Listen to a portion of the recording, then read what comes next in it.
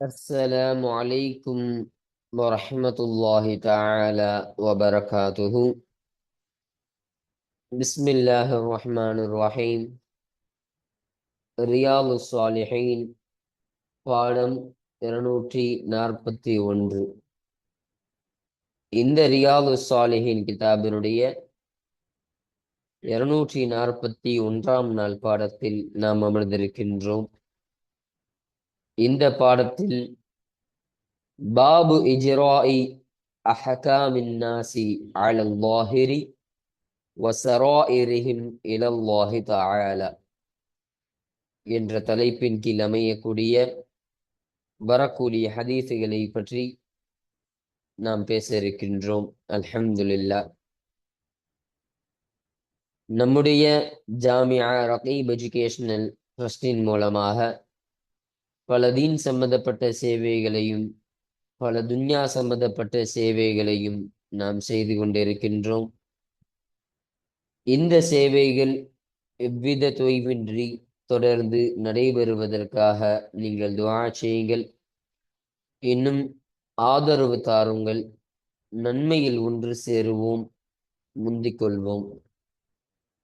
உங்களுடைய நன்கொடைகளை எங்களுக்கு நீங்கள் வழங்க விரும்பினால் எங்களுடைய பேங்க் அக்கவுண்ட் டீட்டெயில்ஸ், வங்கி முகவரிகள் இங்கு கொடுக்கப்பட்டிருக்கின்றது. இது அல்லாமல் இங்கு QR ஸ்கேனும் கொடுக்கப்பட்டிருக்கின்றது. இதன் மூலமாக நீங்கள் ஸ்கேன் செய்தும் உங்களுடைய நன்கொடைகளை எங்களுக்கு நீங்கள் தாராளமாக வழங்கலாம். அல்லாஹு தஆலா உங்கள் வாழ்நாளை மென்மேலும் பரக்கத்தானதாகவும் செழிப்பானதாகவும் ஆக்கி வைப்பானாக. ஆமீன் ஆமீன் யா ரப்பல் ஆலமீன். இப்பொழுது இந்த ரியாது சாலிஹினுடைய 241ஆம் நாள் பாடத்தில் நாம் ஒரு புதிய தலைப்பை பற்றி நம்ம பேச இருக்கிறோம். இப்போ இந்த பாடத்தினுடைய பாட சுருக்கம் என்னன்னு சொன்னா, இதில் அமையக்கூடிய இந்த புதிய பாடத்தினுடைய தலைப்பு, இந்த தலைப்பை உரித்தான ஒரு சின்ன அறிமுகத்தை, ஒரு விளக்கத்தை நம்ம முதலாவதாக நம்ம பார்ப்போம். இரண்டாவதாக இந்த பாடத்திற்கு முசன்னிஃப் அன்னவர்கள் குர்ஆன் ஷரீஃப்ல இருந்து ஒரு ஆயத்தினை நமக்கு கொண்டு வருவார்கள். அந்த ஒரு ஆயத்தை குறித்த செய்திகளை பற்றி நம்ம இரண்டாவது விஷயமாக நம்ம பார்ப்போம். மூன்றாவதாக இந்த பாடத்திற்கு வரக்கூடிய முதலாவது ஹதீஸ், அந்த முதல் ஹதீஸில் சொல்லப்படக்கூடிய செய்திகள் என்ன என்பதை குறித்த ஒரு விஷயத்தை பற்றி மூன்றாவது விஷயமாக நம்ம இன்றைய பாடத்தில் நம்ம பேச இருக்கிறோம். அப்போ இந்த மூன்று விஷயங்களை பற்றி தான் பேச இருக்கிறோம். அப்போ இதில் முதலாவது விஷயம் இந்த பாடத்திற்கான ஒரு சின்ன அறிமுகம். இந்த பாடத்தினுடைய தலைப்பு என்ன? பாபு இஜ்ராஇ அஹ்காமின் நாசி அலல் லாஹிரி வஸராஇரிஹிம் இலல்லாஹி தஆலா. இப்போ இதற்கான அர்த்தம் என்னன்னா, வெளிப்படை, அலல் லாஹிரினா வெளிநிலையின் மீது, வெளிநிலைகள், அந்த வெளிநிலைகளின் மீது மக்களினுடைய அந்த இறை சட்டங்களை நிலைநாட்டுதல் குறித்த பாடமும், வஸராஇரிஹிம் இலல்லாஹி தஆலா, இன்னும் உயர்ந்த அந்த அல்லாஹ்விடத்திலேயே அந்த மக்களுடைய ரகசியங்களை ஒப்படைத்தல் குறித்த பாடமாக இது அமைகின்றது. இப்ப இந்த பாடத்துல சொல்லப்படக்கூடிய செய்தி ரெண்டு விஷயம். ஒன்னு என்னன்னா, மக்களுடைய வெளிரங்கத்துல, அலல்லாஹிரனான வெளிரங்கம், அந்த வெளிநிலை, அந்த வெளிரங்கத்துல மக்களை கவனித்து அவர்களுடைய அந்த இறை சட்டங்களை நிலைநாட்டுதல் அந்த மக்களிடத்துல. அப்போ வெளிநிலையில, இப்போ வெளிப்பாடுல மக்கள் எப்படி இருக்கிறாங்க, அவர்களுக்கான அந்த சட்டம் எப்படி இருக்கின்றது, அந்த இறை சட்டங்களை அவர்கள் செய்வதன் மூலமாக என்னென்ன பலன்கள் அவர்கள் அடையக்கூடியவர்களாக இருக்கிறாங்க. அப்ப அந்த இறை சட்டங்களை அவர்கள் ஏற்றுக்கொண்டு விட்டால் அவர்களுக்கு என்ன செய்யணும், அப்ப மக்கள் இருக்கிறாங்க, மக்கள் எல்லாம் கூட்டாக சேர்ந்து ஒரு அநீதம் இழைத்து விட்டார்கள் சொன்னா அவர்களுக்கு என்ன செய்யணும் என்று இஸ்லாமுடைய அந்த இறை சட்டம் என்ன சொல்லுது? ஒரு மக்கள் எல்லாம் சேர்ந்து ஒரு பெரிய ஒரு நன்மையை செய்கிறார்கள். ஒரு மிகப்பெரிய ஒரு பள்ளிவாசலை கட்டுறாங்க. அவர்களுக்கு செய்யக்கூடிய விஷயம் என்ன? அவங்களுக்கு என்ன கண்ணியம் செலுத்தணும்? அவர்களுக்கு என்னென்ன காரியம் செய்து கொடுக்கணும்? அது இஸ்லாத்தினுடைய சட்டத்துல அது என்ன விஷயத்துல சொல்லியிருக்கிறாங்க? எப்படிப்பட்டதாக சொல்லியிருக்கிறாங்க?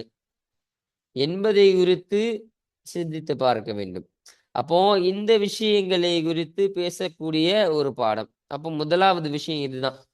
ஒரு மக்களுக்கு இறை சட்டம் என்பது இஸ்லாத்தினுடைய இந்த ஹுக்கும் என்பது என்ன செய்ய சொல்லி இருக்குது. ஒரு பாவிக்கு நம்ம என்ன செய்யணும், ஒரு சாலிஹீனா நபருக்கு நம்ம என்ன செய்யணும், ஃபுகராவான ஏழையான மக்களுக்கு நம்ம என்ன செய்யணும். அப்போ மிஸ்கீனாக இருக்கக்கூடிய எத்தீமாக இருக்கக்கூடிய அனாதை மக்களுக்கு நம்ம என்ன செய்யணும், ஆதரவற்ற மக்களுக்கு நம்ம என்ன செய்யணும்.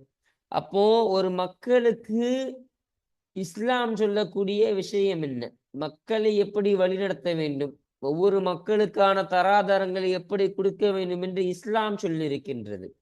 இந்த சட்டத்தை எல்லாம் வெளிரங்கத்தின் மீது நம்ம எடுத்துரைக்க வேண்டும், அதை நிலைநாட்டி அதை செய்ய வேண்டும். அப்போ இதை பற்றி இதை குறித்து பேசக்கூடிய ஒரு பாடமாக இருக்கின்றது. அப்போ இது இந்த தலைப்புல அமையக்கூடிய முதலாவது விஷயம். இரண்டாவது விஷயம் ரொம்ப முக்கியமான விஷயம். வஸராயிரிஹி மினல்லாஹி தஆலா, அவர்களுடைய ரகசியங்களை அல்லாஹ்வின் பக்கமே ஒப்படைக்கணும். அப்போ மக்களுடைய இந்த ரகசியங்கள் இருக்குமா இல்லையா? அப்ப மக்கள் எல்லாருமே ஸல்லல்லாஹு சொன்னாங்களா இல்லையா, குல்லு பனி ஆதம ஹத்தாவுன் வ கைருல் ஹத்தாயின தவ்வாபுன். அப்போ மக்கள் ஆதமுடைய மக்கள் எல்லோருமே பாவம் செய்யக்கூடியவர்கள் தான். பாவம் செய்யாதவர்கள் யாரும் கிடையாது. அல்லாஹுடைய நேசர்களும் நபிமார்களும் மட்டும்தான் பாதுகாக்கப்பட்டவர்கள். அவர்கள் அல்லாத எல்லாருமே அவர்கள் அல்லாதவர்கள் எல்லாருமே பாவம் செய்யக்கூடியவர்கள் தான். அப்படி அப்படி ஹதா செய்யக்கூடிய பாவம் செய்யக்கூடியவர்களாக தான் நம்ம இருக்கிறோம். அப்போ மக்கள் செய்யக்கூடிய அந்த பாவங்களும் ஒரு குறைகள் தானே. இப்போ ஒருத்தவர் ஒரு பாவம் செய்கிறாரு அப்படின்னு சொன்னா அது அவர்கிட்ட இருக்கக்கூடிய ஒரு குறை, அவர்கிட்ட இருக்கக்கூடிய ஒரு மைனஸ் பாயிண்ட். அப்போ ஒருத்தவருக்கு என்ன சொல்ல, ஒருத்தர் ஒரு ரகசியமான ஒரு காரியத்தை வச்சிருக்கிறாரு, அப்போ அதுவும் அவருடைய குறைதான். அப்போ ஒருத்தவர் மிகப்பெரிய ஒரு பாவம்லாம் செய்யல, ஆனா அவர்கிட்ட ஒரு வீக்னஸ் இருக்கு. அவர்கிட்ட அவர் உடல் மூலமாகவோ இல்ல மனம் மனதளவில் மூலமாகவோ அவரு பாதிப்புக்குள்ளானவராக இருக்கிறார், ஒரு குறை உள்ளவராக இருக்கிறார். அப்போ ஒரு விஷயம் அவருக்கு தெரியாது, ஒரு அறியாமையில இருக்கிறாருன்னு சொன்னா இதெல்லாம் அவருடைய ரகசியம் சார்ந்த விஷயம். இப்போ இது அவருடைய தனிரங்கமான ஒரு விஷயம், தனிப்பட்ட ஒரு விஷயமாக இருக்கு. இதெல்லாம் தான் அவருடைய சராயர் ரகசியங்கள். இந்த ரகசியத்தெல்லாம் அல்லாஹ்வின் பாலே திருப்பி விடக்கூடியவராக இருக்கணும். அப்போ அந்த ரகசியங்களை மக்களிடத்தில் எடுத்து சொல்லிடக்கூடாது. இவர் யார் தெரியுமாப்பா, என்ன பாவத்தை செஞ்சவர், இப்படிப்பட்ட ஒரு பாவம் செஞ்சார், இவர் சூதாடுவாரு, குடிப்பாரு, இப்படி விபச்சாரம் செய்வார், இப்படின்னு அந்த மக்களை குறித்து பிற மக்களிடத்துல போய் சொல்றது, வெளிப்படுத்துறது, இது கூடாத விஷயம். இதை இஸ்லாம் நமக்கு கற்றுத் தருவதில்லை. கற்றுத்தந்த விஷயம் இது கிடையாது. அப்போ ஒருத்தர் செய்யக்கூடிய இந்த பாவமா இருந்தாலும் சரி, இல்ல ஒரு ரகசியத்தை ஒருத்தர் வச்சிருக்காரு, இவர் எப்படி தெரியுமா, இவர்கிட்ட இப்படி ஒரு ரகசியம் இருக்கு தெரியுமா, இந்த ரகசியம் யாருக்கும் தெரியாதுல, நான் சொல்றேன் பாருங்க, அப்படி அந்த ரகசியத்தை வெளிப்படுத்துறது. இல்ல அவர்கிட்ட இருக்கக்கூடிய ஒரு குறைபாடு உடலளவிலோ இல்ல மன அளவிலேயோ, இவருக்கு இந்த விஷயம் தெரியாதுப்பா, அவரு இதெல்லாம் தெரியாத ஒரு விஷயமா இருக்கிறாரு, அவரு கொஞ்சம் முட்டா பையதான், அவருக்கு பெருசா பக்குவம் ஒண்ணும் கிடையாது அப்படின்னு அவர்கிட்ட இருக்கக்கூடிய அந்த மைனஸ் பாயிண்ட், அவர்கிட்ட இருக்கக்கூடிய அந்த குறைகள் எல்லாம் மக்களிடத்தில் வெளிப்படுத்தி சொல்றது, இதுவும் இஸ்லாம் அனுமதித்த ஒரு காரியம் கிடையாது. அப்ப இதையெல்லாம் இஸ்லாம் என்பது அது வன்மையாக கண்டிக்கக்கூடிய ஒரு விஷயமாக இருக்கு. அப்ப இஸ்லாம் சொல்லக்கூடிய விஷயம் என்ன, ஒருத்தவருடைய சிறை மறைக்க வேண்டும். இதற்கு முந்தி உள்ள அந்த பாடங்கள்ல நம்ம பல ஹதீஸுகளை பார்த்தோம். மன் சத்தர அவுரத்தன் சத்தரஹுல்லா நம்ம பார்த்தோம். அப்போ யார் ஒருவருடைய அந்த குறையை மறைப்பாரோ அல்லாஹ் அவருடைய குறையை மறைத்து விடுவான். அப்போ யார் ஒருவருடைய குறையை வெளிப்படுத்துவானோ அவனுடைய குறையை அல்லாஹு தஆலா வெளிப்படுத்தி விடுவான். அப்ப இதுதான் விஷயம். இப்போ ஒருவருடைய அந்த குறைகளாக இருந்தாலும் சரி, ரகசியங்களாக இருந்தாலும் சரி, ரகசியம் எல்லாமே இந்த குறைகள் எல்லாமே இந்த ரகசியங்கள்ல சார்ந்துடும்.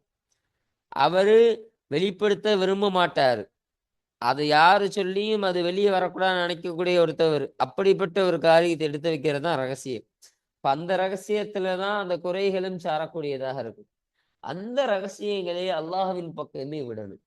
அப்ப அதற்கான அவர் என்ன பாவம் செஞ்சாரு, அதற்கான தண்டனை அல்லாஹ் கொடுப்பான். நம்ம ஒண்ணும் கொடுக்க தேவையில்லை. அவருக்கான அந்த கேள்வி கணக்கு என்பது அல்லாஹ்விடத்தில் ஒப்படைக்கக்கூடியதாக இருக்கும். அல்லாஹ்விடத்தில் சேரக்கூடியதாக இருக்கும். அதனால் நம்ம அதை பத்தி கவலைப்பட்டு அவருக்கு அதை தண்டனை கொடுத்து அவரை நம்ம வெறுக்கக்கூடியவர்களா ஆக வேண்டிய எந்த அவசியமும் கிடையாது. அதை இஸ்லாம் நமக்கு சொல்லித் தரல என்ற ஒரு விஷயத்தை எடுத்துரைக்கக்கூடிய ஒரு பாடமாகவும் அமைகின்றது. அப்ப இதுதான் இந்த பாடத்துல சொல்லப்படக்கூடிய இரண்டாவது காரியமாக இருக்கு. சரிங்களா? அப்போ இதுதான். அப்போ இந்த ரெண்டு விஷயங்களை பற்றி மாத்திரம்தான் இந்த பாடமாக இருந்து பேசக்கூடியதாக இருக்கு. இந்த பாடத்தில் வரக்கூடிய ஹதீஸில் எல்லாம் இந்த இரண்டு கருத்தை வலியுறுத்தக்கூடிய கருத்தாக தான் அமையக்கூடியதாக இருக்கும் என்பதை விளங்கிக் கொள்ள வேண்டும். இப்போ இதுதான் இந்த பாடத்தினுடைய இந்த தலைப்பினுடைய ஒரு சின்ன அறிமுகமாக இது இருக்கு. இப்போ அடுத்தபடியாக இந்த முசன்னிஃப் அவர்கள் கொண்டு வரக்கூடிய அந்த ஒரு ஆயத்து, அதற்கப்புறம் இந்த பாடத்தின் கீழ் அமையக்கூடிய அந்த முதலாவது ஹதீஸு, அதற்கான கருத்தையும் அதனுடைய தர்ஜுமாக்கள் விளக்கங்களை எல்லாம் அந்த ஹதீஸுகள் அந்த வாயத்தை வாசிக்கும் பொழுது நம்ம முழுமையாக நாம் பார்ப்போம். அல்ஹம்துலில்லாஹ். இப்போ நம்ம கிதாபை பார்ப்போம். 49வது பாடம்.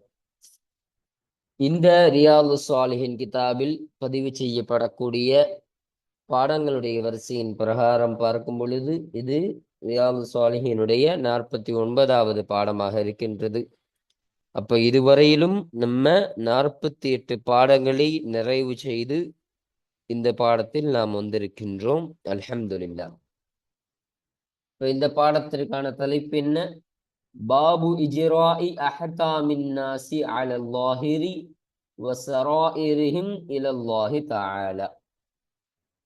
அப்ப இதற்கான அர்த்தம், வெளிநிலையின் மீது வெளிநிலைகளை கவனித்து மக்களின் இறை சட்டங்களை நிலைநாட்டுதல் குறித்த பாடமும், வஸராயிரிஹிம் இலல்லாஹி தஆலா, இன்னும் உயர்ந்த அந்த அல்லாஹுவின் பாலே, அந்த அல்லாஹுவிடத்திலேயே அந்த அல்லாஹுவின் பக்கமே அந்த மக்களுடைய ரகசியங்களை ஒப்படைத்தல் குறித்த பாடமாகவும் இருக்கின்றது என்பதாக அர்த்தம் அமையக்கூடியதாக இருக்கும்.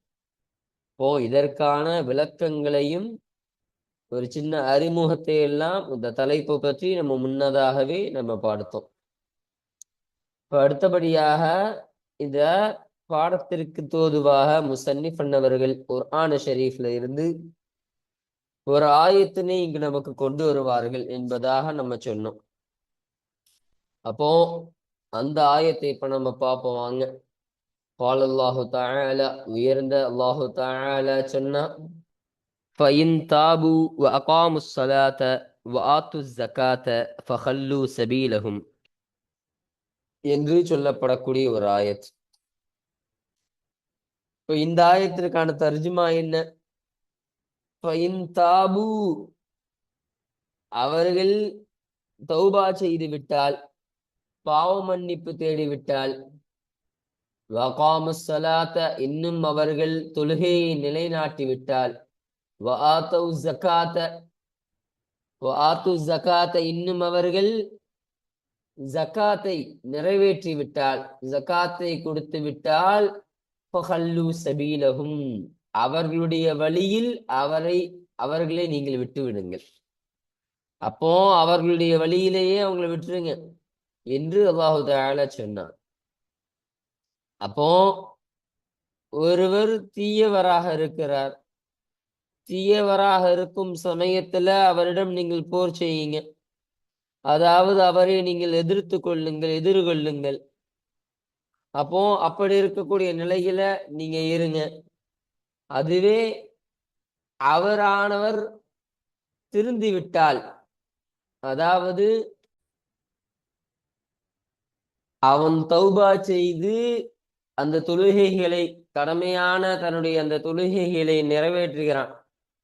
அப்போ அவன் தௌபா செஞ்சிடான். அவன் செஞ்ச பாவத்திற்காக வேண்டி அவன் முன்னாடி காஃபிராக இருந்தான்னு சொன்னா, அந்த குஃப்ரியத்திலிருந்து அவன் மீண்டும் முஸ்லீமாக ஆகிட்டான். இந்த இஸ்லாத்தில் அவன் முக்மீனாக ஆகிவிட்டு, அப்போ அவன் காஃபிராக இருந்த பொழுது அவன் செய்த அந்த பாவத்திற்காக வேண்டி எல்லாம் அவன் தௌபா செய்கிறான். அப்போ தௌபா கேட்டு, அப்போ தௌபா செஞ்சதுக்கு அப்புறம் அடுத்தவன் பண்ணக்கூடிய செயல் என்ன? அவனுக்கு கடமையான விஷயங்கள் அவன் செய்யணும். கடமையான விஷயங்கள் என்ன? ஐவேளை தொழுகை. அந்த ஐவேளை தொழுகைகளை அவன் நிறைவேற்றுகிறான். அப்ப ஐவேளைகளை தொழுகைகளையும் அவன் நிறைவேற்றி, பின்பு அவனுக்கு கடமையான அந்த ஜக்காத்தையும் அவனுக்கு கொடுத்து அதையும் நிவர்த்தி செய்கிறான் என்று சொன்னால், அவர்களுடைய வழியில நீங்க அவர்களை விட்டு விடுங்கள். அப்போ அவர்கள் காஃபிரா இருக்கும் பொழுது நீங்கள் தொந்தரவு கொடுத்திருக்கலாம். அவங்க காஃபிரா இருக்கும்போது நீங்க போர் செய்திருக்கலாம் அவங்க கூட, அதெல்லாம் இருந்துக்கலாம். ஆனா அவங்க முஸ்லீம் ஆகி, அவங்க தௌபா செஞ்சு அவருடைய தொழிலை நிறைவேற்றி ஜக்காத்து கொடுத்து திருந்தி ஒரு நல்ல முஸ்லீமாக ஒரு முக்மீனான நபர் ஆயிட்டாங்கன்னு சொன்னா அவங்கள நீங்க விட்டுருங்க.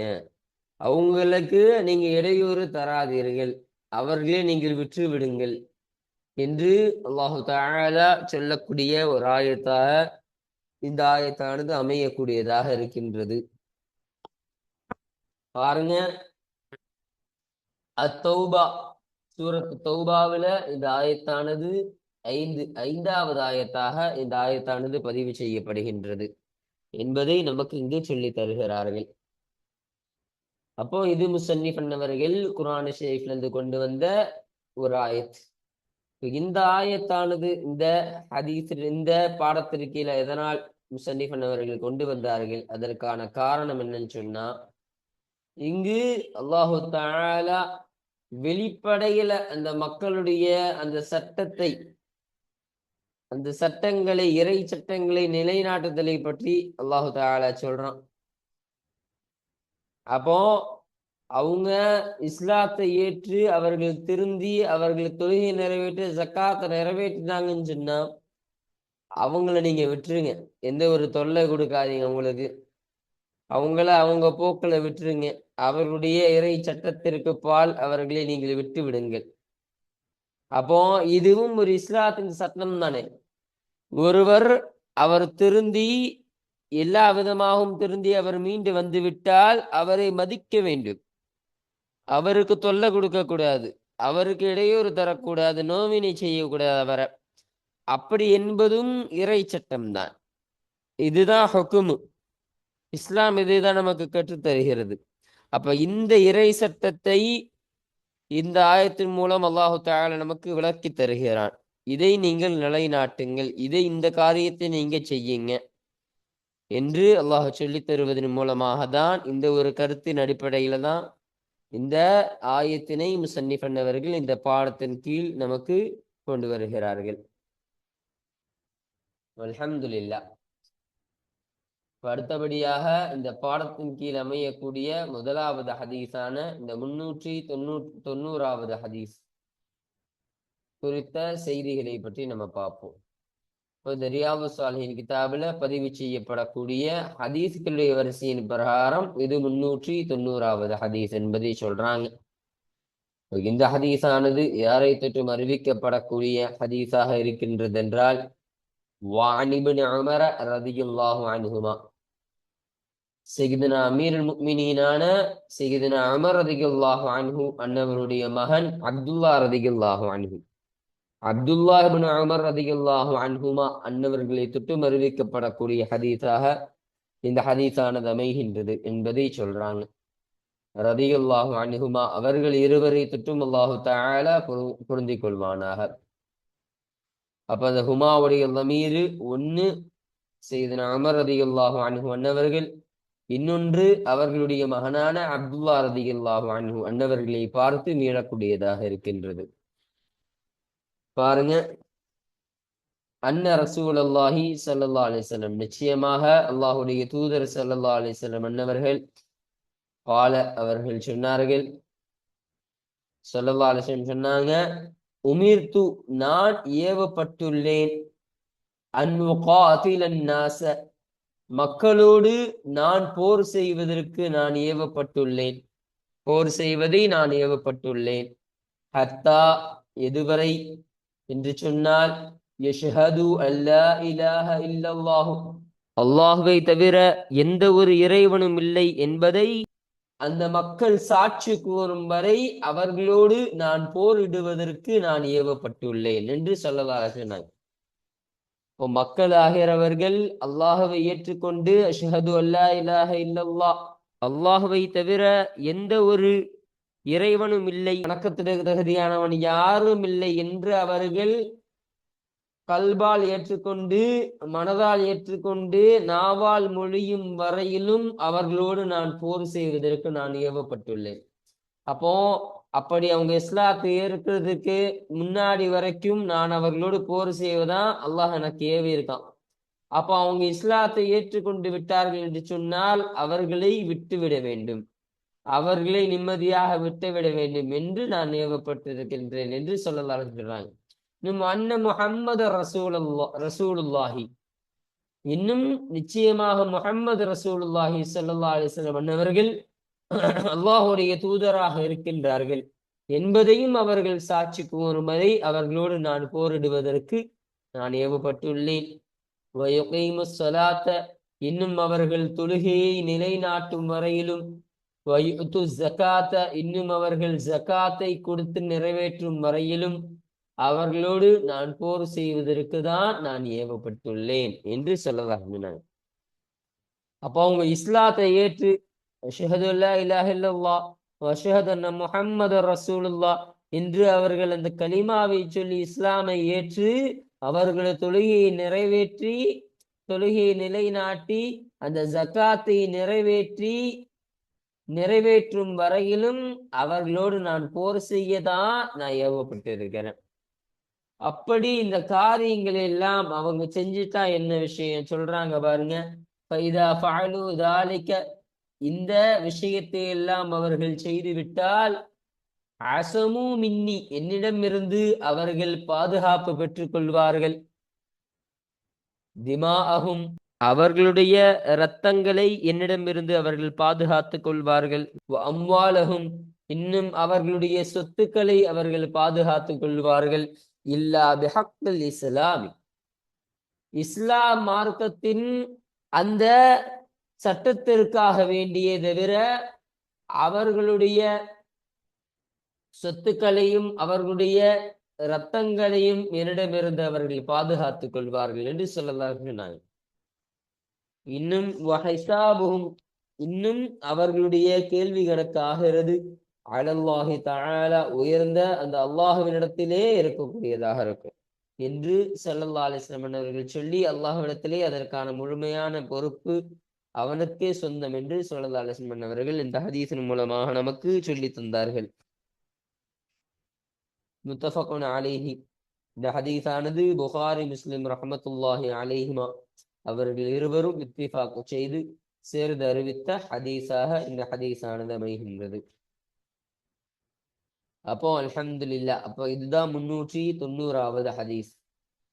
இந்த ஹதீஸானது இந்த பாடத்திற்கு கீழே பதிவு செய்யப்படுவதற்கான காரணம் என்னன்னு சொன்னா, இந்த ஹதீஸ்ல ஸல்லல்லாஹு அலைஹி வஸல்லம் அன்னவர்கள் இல்லா பிஹக்கில் இஸ்லாம் என்பதாக ஒரு வார்த்தையை சொன்னாங்க.